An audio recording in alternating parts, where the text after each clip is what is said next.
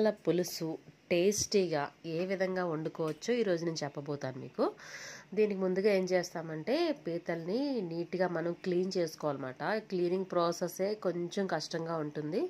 చాలా జాగ్రత్తగా ఇవి రిమూవ్ చేయాల్సి ఉంటుంది. పైన ఉండే షెల్ ఉంటుంది కదా, ఎందుకంటే ఇది సరిగ్గా తీయకపోతే మన చేతికే గుచ్చుకుంటుంది అన్నమాట. కొంచెం చాలా జాగ్రత్తగా రిమూవ్ చేయండి. చూడండి ఏ విధంగా చేస్తున్నామో ఇక్కడ. సో తర్వాత ఇలా ఓపెన్ చేస్తే మనకి ఇలా ఉంటుందన్నమాట. ఓకే, సో ఇక్కడ కూడా కొంచెం వేస్టేజ్ పార్ట్స్ ఉంటాయి కదా, అవి తీసేస్తాం. చూడండి ఈ సైడ్స్ ఇవన్నీ వేస్ట్ అన్నమాట, ఇవన్నీ తీసేయాలి. ఓకే, ఈ విధంగా ప్రతి పీతని మనం ఇలా రిమూవ్ చేసేసి క్లీన్ చేసి మనం పక్కన పెట్టుకోవాలన్నమాట. ఇలా అన్నీ ఆల్మోస్ట్ మనం రిమూవ్ చేసేసాము, క్లీన్ చేసి పక్కన పెట్టుకున్నాం. ఓకే, తర్వాత ఏం చేస్తామంటే దీనికి తగినంత మనకి ఉప్పు, కారము, పసుపు, మసాలా ఇవన్నీ కలిపి ఇందులో వేసేస్తామన్నమాట. అంటే పీత పట్టి ఉంచితే బాగుంటుంది. మనం చికెన్, మటన్ ఎలా చేస్తాం మనం ఆ విధంగా మ్యారినేట్ చేస్తాం అన్నమాట. ఓకే, ఈ విధంగా చేసాము, పక్కన పెట్టుకున్నాము. చూడండి ఇలా కారం కూడా మనం ఎంత చక్కగా వేస్తే పీతకు అంత పడుతుంది అన్నమాట బాగాను. ఓకే, ఇది పక్కన పెట్టేద్దాం. ఇప్పుడు మనం ఆనియన్స్ కట్ చేస్తున్నాము. ఉల్లిపాయలు తగినంత మనం కట్ చేసుకుంటున్నాము.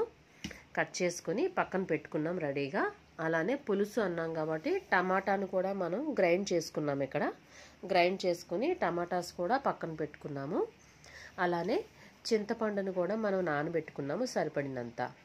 ఓకే, టేస్ట్కి సరిపడినంత. ఇప్పుడు ఆనియన్స్ అన్నీ చక్కగా మనం ఫ్రై చేసుకున్నాం. చూడండి గోల్డెన్ కలర్ బ్రౌన్ వచ్చేంత వరకు చేసుకున్నాము. సో ఎంత ఫ్రై అయితే అంత బాగుంటుంది.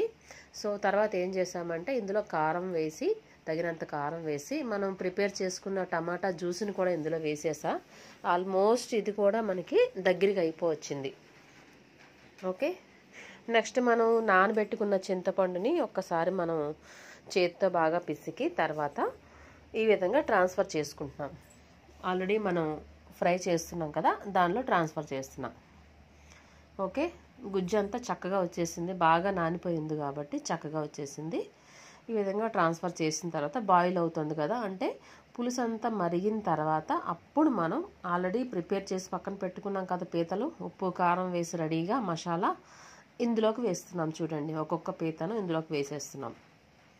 సో కారం అది బాగా పట్టి ఉంది, మసాలా కారం అంతా పట్టేసి ఉంది.